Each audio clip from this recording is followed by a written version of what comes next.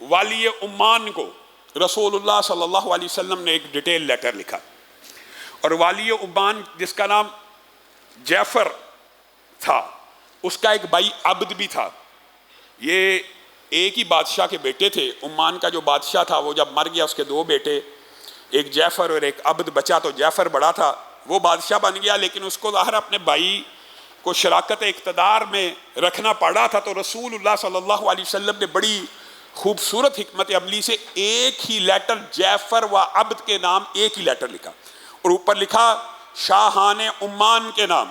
گویا رسول اللہ صلی اللہ علیہ وسلم نے دونوں کو بادشاہ کے مقام پہ رکھا اور لیٹر لکھ دیا۔ اور اس کی بھی ایک حکمت عملی محدثین نے بیان کیا کہ جو عبد تھا وہ بنیادی طور پہ نرم دل تھا، اور رسول اللہ یہ چاہتے تھے کہ یہی اپنے بڑے بھائی کو بھی سمجھائے، اور لیٹر دونوں کو خطاب کر کے لکھا۔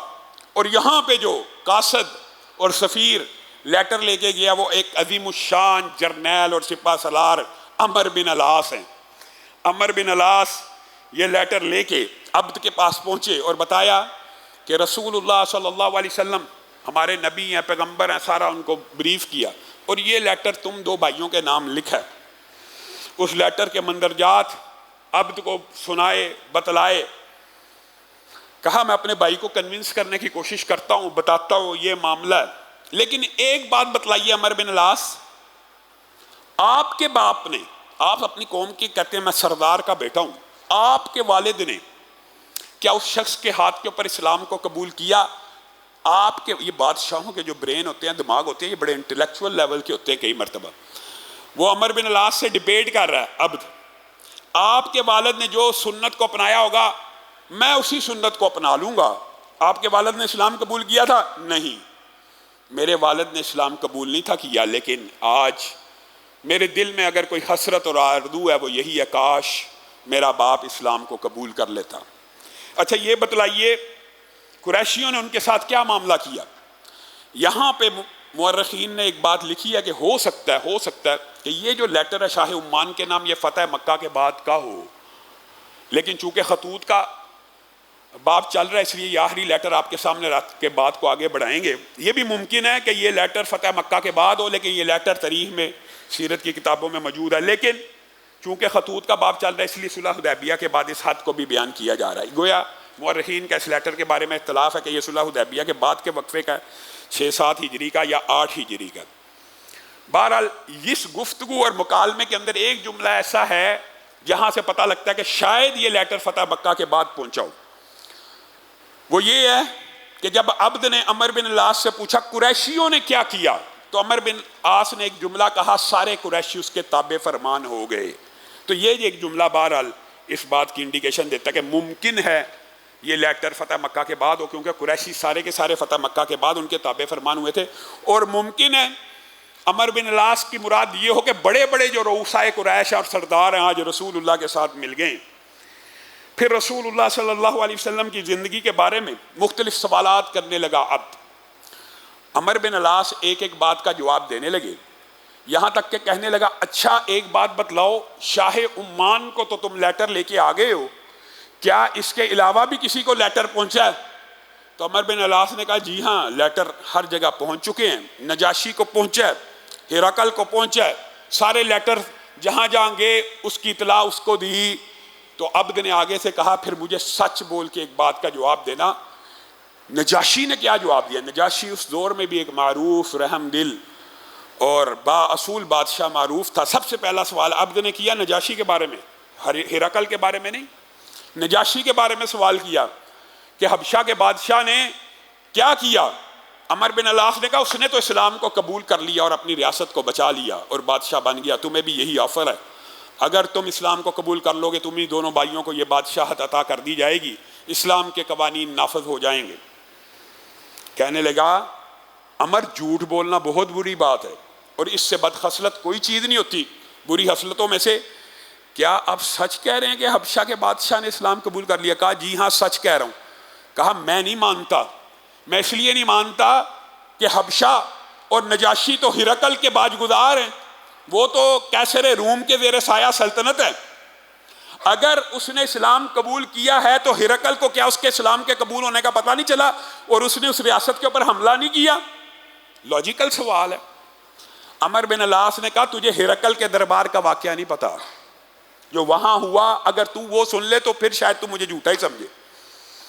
پھر ہرقل کے دربار کا واقعہ سنانے کے بعد کہا نجاشی نے جس وقت اسلام کو قبول کر لیا, نجاشی کے اسلام قبول کرنے کی خبر ہرقل قیصر روم کو پہنچی کہ آپ کی ریاست کا ایک بہت بڑا ٹکڑا عرب کے ایک صحرائی محمد الرسول اللہ صلی اللہ علیہ وسلم کے اوپر ایمان لا چکا ہے, اور آج کے بعد وہ صحرائے عرب کی ریاست مانی جا رہی ہے. تو ہرقل نے اپنے درباریوں کو اور اپنے وزیروں کو اکٹھا کر کے ایک خطاب کیا اور کہا ایک شخص ایمانداری سے جس بات کو سچ سمجھتا ہے اس کے مذہب کو قبول کرتا ہے, کیا تم چاہتے ہو میں قیصر روم اس بادشاہ کے اوپر حملہ کر دوں؟ اللہ کی قسم اگر مجھے تمہارا خطرہ نہ ہو, تمہارے فتنہ فساد کا ڈر نہ ہو, تو میں بھی اس شخص کے ہاتھ کے اوپر جا کے اسلام کو قبول کر لوں. عمر بن العاص نے جب یہ بات عبد کو بتائی, عبد کپ کپا اٹھا. ہرقل نے بھی یہ بات کی, سپر پاور ہے دنیا کی, اس نے بھی یہ جملے کہا جی ہاں ہم جھوٹ بولنے کو برا سمجھتے ہیں. پھر یہ عبد نے ساری باتیں جعفر کو اپنے بھائی کو بتلائیں کہ یہ اس طرح قاصد آیا, یہ سارے معاملات ہے. بریف کرتا رہا 1 دن 2 دن. عمر بن العاص کہتے ہیں پھر ایک دن کچھ دنوں کے بعد مجھے کہا دربار میں پیش ہو جاؤ. دربار میں بڑی سختی سے میرے ہاتھوں کو پکڑ کر اور جس طرح پہرے میں کہ کہیں یہ بادشاہ کے اوپر اٹیک نہ کر دے, حملہ نہ کر دے, گرفتار کے انداز میں بادشاہ کے سامنے پیش کیا. اور میں نے بیٹھنے کی کوشش کی تو مجھے بیٹھنے بھی نہ دیا. میں نے رسول اللہ کا خط اس کے سامنے رکھ دیا. جعفر نے سارے خط کو پڑھا اور اپنے بھائی سے مشاورت کرنے لگا, اور پھر مجھے مخاطب ہو کے کہنے لگا یہ جو اس لیٹر میں لکھا ہے کہ تمہارے گھوڑے اور تمہاری سپاہ اور تمہاری فوج یہاں تک پہنچ جائے گی جہاں پہ ہم بیٹھے ہیں اور ہمارے اوپر حملہ کر دے گی اور یہاں تمہاری ریاست قائم ہو جائے گی, مجھے ایمانداری سے بتلائیے. دیکھیں لاجیکل آنسر بادشاہوں کا. جعفر کہتا ہے مجھے آپ بتلائیے عمر بن العاص کو, اگر میں اس فوج کے آنے سے پہلے پہلے میری سرحدوں پہ بھی وہ فوج نہ آئے, میرے پہ حملہ بھی نہ ہو, اور میں یہ ریاست آپ کے سپرد کر دوں, تو پوری دنیا میرے سے بڑا بزدل کس کو کہے گی کہ فوج بھی نہیں آئی اور حملہ بھی نہیں ہوا اور پھر بھی ریاست آپ کی ہو گئی. میں وہ ہوں, اگر آپ کی فوج میرے سرحد میں داخل ہوگی ایسا رن پڑے گا, ایسی جنگ ہوگی کہ آپ کے دانت بھی کھٹے کر دیے جائیں گے. عمر بن العاص جرنیل صاحب ہیں, اس کی گفتگو سے مرعوب نہ ہوئے اور اس کو کہنے لگے یہ جو تیری گیدڑ ببکیاں ہیں یہ تیرے کام آنے والی نہیں ہیں. نجاشی بھی اسلام قبول کر چکا, منذر بن ساوی بھی اسلام قبول کر چکا, ریاستیں آ رہی ہیں, تیری کیا حیثیت ہے؟ ہرقل کے دماغ میں یہ بات ہے. اچھا پھر تو چلا جا, ہم جنگ کے لیے تیار ہیں. ڈرانے کی دمکانے کی سفراء کو کوشش کی. مراد یہ تھی کہ رسول اللہ سے بارگیننگ کریں, کچھ نرمی کریں, کچھ گیو اینڈ ٹیک ہو جائے. عمر بن العاص نے کہا مجھے جس کام کے لیے بھیجا گیا تھا میں لیٹر نہیں لکھوں گا, تو جو چاہتا ہے میں تیرا مقصد پورا نہیں کروں گا, میں جا رہا ہوں, مجھے چھوڑ دیا جائے. پریشان ہو گیا, کہا رک جا ایک دن. جب اس کو پکا یقین ہو گیا کہ یہ مزید اپنے, ان کے نزدیک تو بادشاہ اور والی ریاست کا معاملہ تھا کہ یہ اپنے نبی اور پیغمبر سے مزید حد و خطابت ہماری ریاست کے بارے میں نہیں کرے گا. دونوں بھائیوں نے مشورہ کیا. چھوٹے بھائی نے بڑے بھائی کو مشورہ دیا کہ ہماری سلامتی اور ہماری ریاست کی سلامتی اور آخرت کی سلامتی اسی بات میں ہے, میرا دل یہ کہتا ہے کہ میں اسلام قبول کر لوں. تو جعفر کہنے لگا اگر تو اسلام قبول کرے گا تو میں کیوں قبول نہ کروں؟ تو پھر ایسا کرتے ہیں عمر بن العاص کو صبح بلایا جائے. دربار میں وہ آئے تو ان دونوں بھائیوں نے بھی وہاں پہ رسول اللہ صلی اللہ علیہ وسلم کا کلمہ پڑھا اور رسول اللہ صلی اللہ علیہ وسلم کے اوپر ایمان کو, اسلام کو قبول کر لیا, اور ساتھ ہی ریاست میں آرڈر جاری کر دیا یہ عمر بن العاص آج کے بعد اس ریاست کا, آپ یہ کہہ لیں وزیر خزانہ, اس کی ٹرانسلیشن بنتی ہے وزیر خزانہ ہے, جس کے اوپر ٹیکس لگائے گا اس کو ادا کرنا پڑے گا. تو وہ اسلامی احکامات جو شریعت کے آپ کو پتہ ہی ہیں کہ مسلمانوں کو ریلیف دی جائے گی, غیر مسلموں کے اوپر ٹیکس کو لگایا جائے گا. پھر عمر بن العاص نے صدقے کے بارے میں خوبصورت وہاں پہ گفتگو کی کہ انفاق فی سبیل اللہ, جو اسلام قبول کرنا چاہتے ہیں ریاست کے, جب بادشاہ اسلام قبول کر لیں تو ریاست پوری کی پوری اسلام کو قبول کر لیتی ہے. تو یہی واقعہ, یہی وجہ ہوئی کہ عمان کی اکثریت آبادی نے بھی اپنے بادشاہوں کے اسلام قبول کرنے کی وجہ سے اسلام کو قبول کر لیا، اور عمر بن العاص ان کے مربی بن گئے اور ان کے ٹرینر بن گئے۔